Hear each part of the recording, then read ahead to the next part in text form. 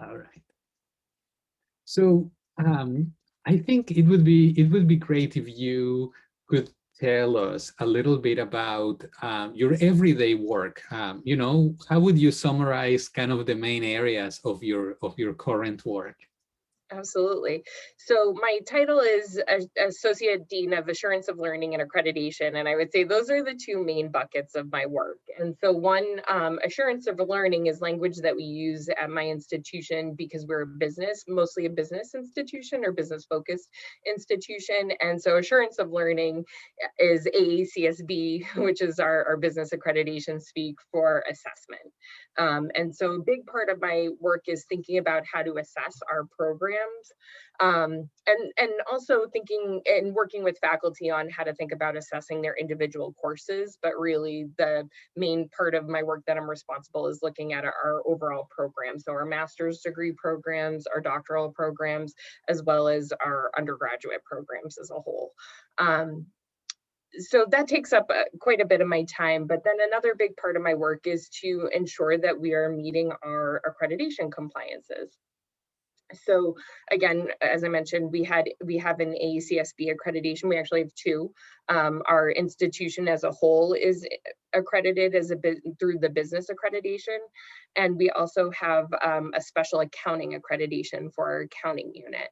And so we just recently, about a year ago, wrapped up our 5-year review for AACSB, but then to maintain our accreditation, we have to complete regular surveys. And so just making sure that we're completing our surveys, making sure that faculty are taking advantage of the various resources that come through as being accredited and also members of AACSB is really important.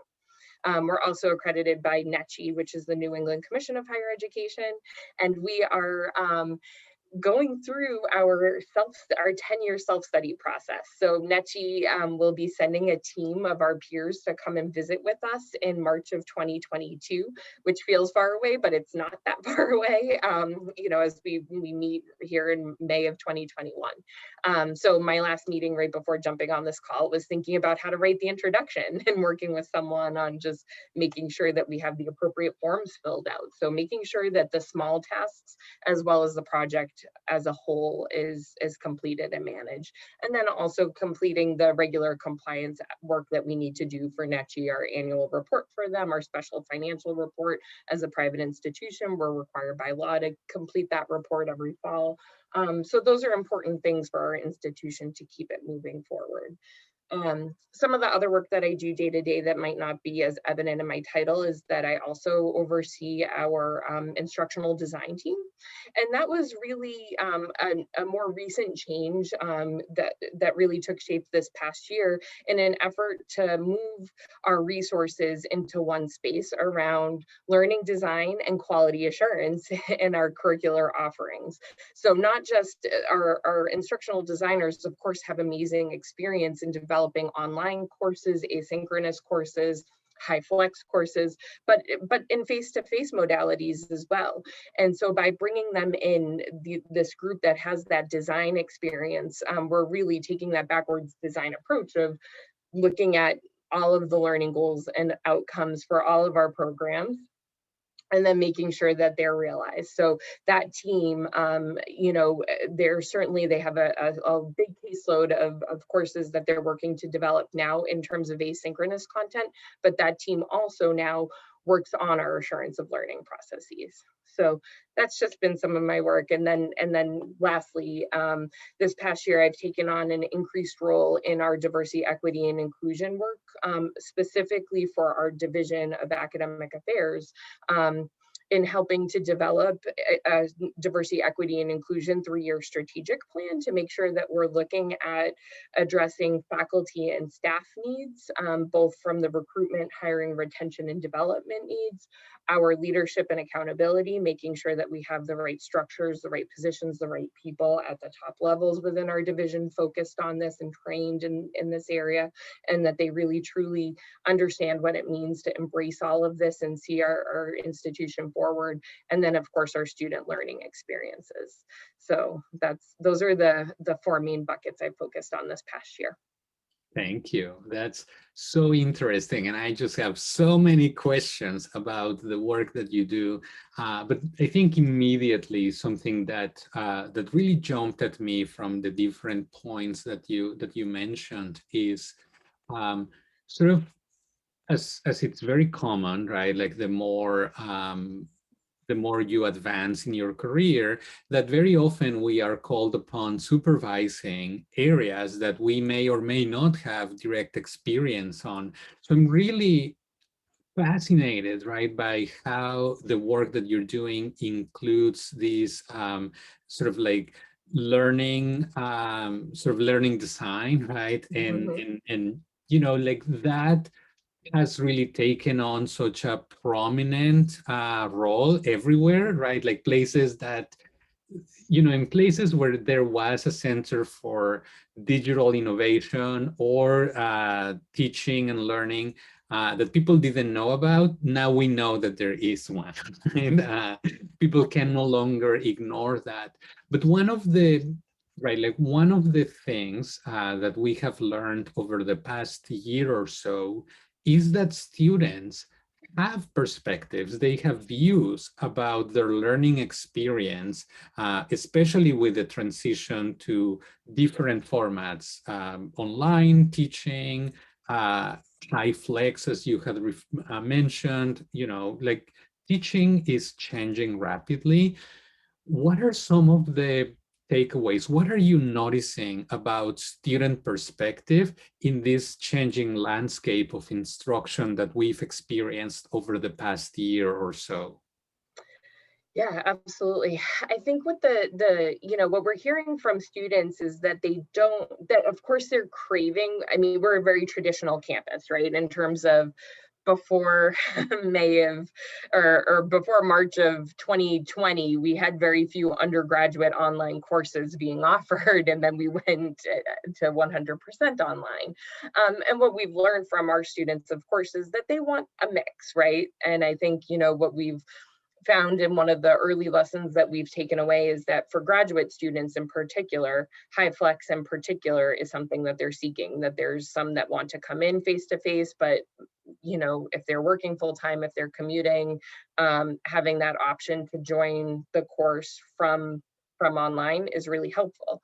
But that being said, one of the things we've learned from our hybrid courses this past year is that it can be really challenging for the faculty and it can be challenging for the students. And so I recently, my team of learning designers really worked to revamp the training that had been given to faculty teaching in that area, to not just focus on here are the buttons you need to press to make sure that the cameras are on, but to really think about how to mentally prepare for the class, how to help prepare your students for the class, how to think about the pedagogy, right? How to make it a more engaging experience for you as the faculty member, and then that'll in turn make a better learning experience for the students. Um, and I think lastly, the big lesson that we've learned this past year too is that students want the classroom to be an inclusive place, whether it's virtual or in person, right? And many of us knew that already, right, for a long time, but there is no more tolerance, right, for a lack of that, for diminished capacity from faculty, from the structures. And so that's now an essential element of all faculty development that we're engaging in. So again, it's not just how to turn the computer on or how to get the right lighting set up if you're recording yourself from home, but really thinking about it from that more holistic perspective.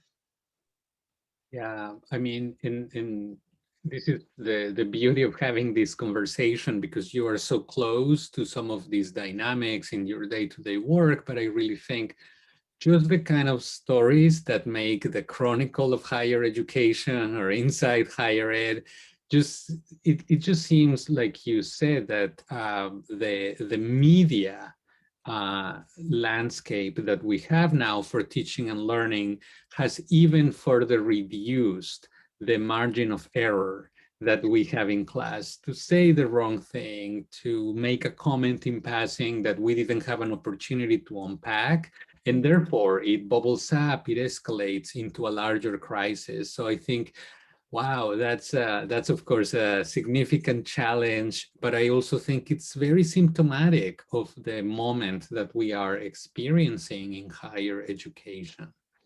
Um, I think maybe to shift gears a bit more about your personal experience, and this is very important. I have followed your career. We have a connection outside of like this interview, of course.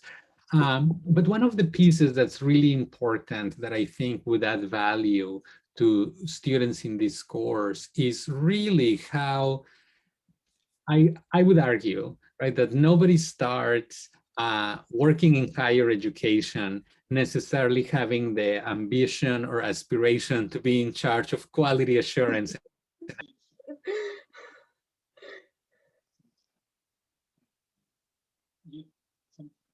I'm sorry, I lost your audio.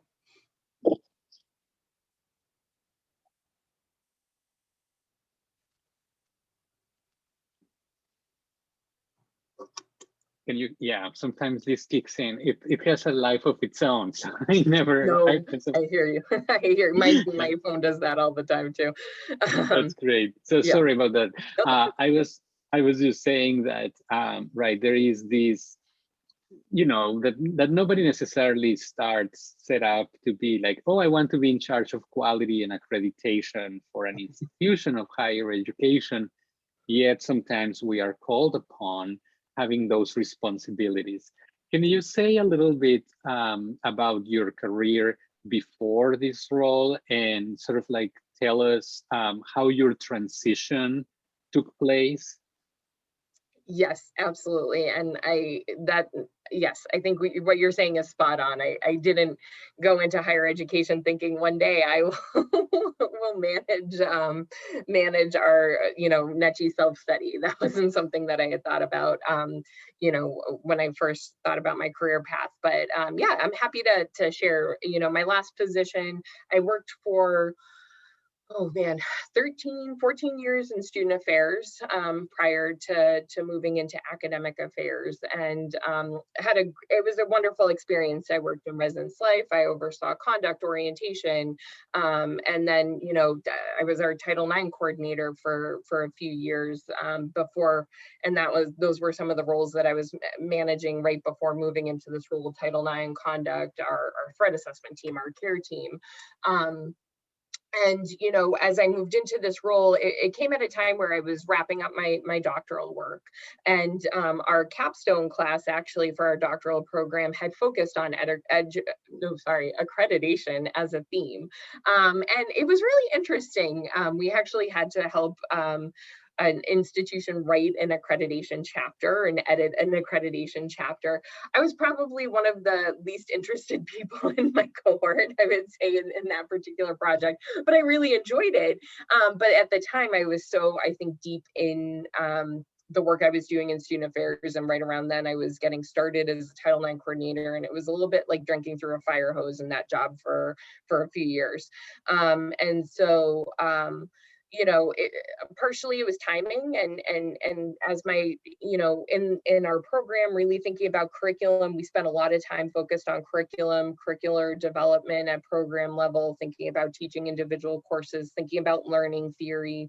So all of that felt like a really good fit, and this job came and was posted, and I thought, I'm going to put my name in the ring for that, because we had I've had a lot of learning. And one of the things that I like about accreditation, and I think people with higher education degrees in particular are well suited for accreditation roles, because it's a specialized field, right? You're really looking at one of the ways I think about it is you look at higher education as an industry.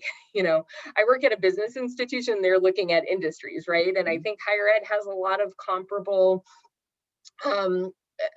qualities to it, and that you really get to understand the inner workings of a university. And I have a master's in higher ed and the PhD in higher ed, and I think the two of those really balanced off each other. So I always had this interest in all facets of the institution, and thinking about how one institution is doing compared to another one, where their strengths lie, where their differences lie, and and just kind of what the industry looks like from a national level and from a global level as well, right? And thinking about that. So I was definitely interested in the accreditation piece and thought, wow, this is a really great way to get to know an institution from the inside out. To I think I have a good amount of skills in connecting with people, and so being able to just, you know, talk to the controller, to the student affairs folks, to, you know, to faculty, and just bridge those gaps and get this final report together is an exciting thing. In working in student affairs, you have to be able to multitask well and project manage well. And these are project management type jobs. So I think that work, and then also being the Title IX coordinator is a compliance role. In a lot of ways, accreditation is compliance work too, especially our regional accreditors are, you know, given the authority by the Department of Education to accredit us, right? I say that our regional accreditation is what lets us keep our lights on. And lets us have that .edu account or those billboards on the highway you need, you know, and so much more. And so making sure you have that kind of eye for detail and understanding that, you know, being able to read guidance documents, whether it's from the accreditor or from the Department of Ed that the accreditor is tasked with overseeing. Those were some really helpful skills that I've learned in student affairs, kind of coupled with my education. Great, that's really helpful. Sort of kind of thinking about your current role, where do you see your professional development needs being filled, right? What are some of the maybe publications that you read or websites? Who do you talk to? How do you stay up to date with some of the challenges? Just really thinking it is really hard, right? Like if you, for example, when you worked in student affairs, some of those resources were kind of a given, and we socialize students into those. What are some of the resources that you have found in your role that kind of nurture your growth? Yeah, absolutely. That great question. And that was a little bit of a learning curve. I stepped into my role right as we were finished, or you know, writing and revising our AACSB self-study report, and so I had to learn quite a bit about AACSB pretty quickly. And so, from the accreditation perspective, I think CHIA, the Council on Higher Education Accreditation, has been a wonderful resource. NECHI has been a wonderful resource. If I have a question, if something's confusing, I give them a call, or I send them an email and ask for a call, and they're great. They've been wonderful, and they put out a lot of resources, and they offer a lot of trainings and workshops. So I never miss one of their trainings or workshops. And AACSB is the same. They have tons of great resources, and then also just, yeah, like I said, connecting with folks who work in their central offices can be really helpful. I think in terms of publications, and especially from the assessment front, AACNU has been hugely helpful. Our institution sent a team to the Institute on General Education and Assessment last year, and I was able to participate in that, but I read a lot of their publications. NILOA, which is the National Institute for Learning Outcomes Assessment, they're a fantastic resource, especially early on. You know, in the pandemic last year, I was really going to them because they were having weekly webinars and thinking about things. There's the New England Assessment Network, NEAN. They are also a wonderful resource, and they offer lots of great webinars. And then another resource area that I've been really interested in is called TILT, and it stands for Transparency in Learning and Teaching, I believe. They're based out of, I think it's an organization, and it's the person who runs the Center for Teaching and Learning at Brandeis has developed that. And that's really helpful in thinking about, you know, again, rubrics and learning outcomes, and really thinking about how faculty can frame courses. And then the last two that I'll follow up on, from a learning design front, me and my team have been really looking at the Online Learning Consortium, or OLC, as well as Quality Matters. Thank you. I will make sure to include the links into the module where this will go, because I think this is so important. And this is, I mean, I think that's one of the reasons why we are offering the course, because we know that there is a gap, right? That there is something that we need to do more. And I think just you doing some of this work through your own experience and identifying these resources, many of them I was already familiar with, but many others I can see how, for example, quality matters. Probably, you know, unless you had worked in an institution that already had a robust online set of offerings, that may not have been one of those go-to places. I'm sure it has made our list this past year, like in ways that it wasn't before. Yeah, for sure. Yeah, no, it's been a lot of just checking things out and learning as you go. And like you said, it's not, there was kind of a blueprint in different places in student affairs, but this was not like somebody just handed me and said, here are the professional organizations you need to join, or the listservs. I'll just share one more and I'll put it in the chat too, but there's the AALHE, which is the Association for the Assessment of Learning in Higher Education. They're also fantastic too. Thank you. That's great. I think what I'll do is I'll create a module in our course, in our learning management system, and include these resources, right? Because the idea is for that learning to continue beyond this course. Right. So kind of staying with the theme of maybe this is not one of those areas that we socialize our students to go into, and therefore this creates needs for professional development.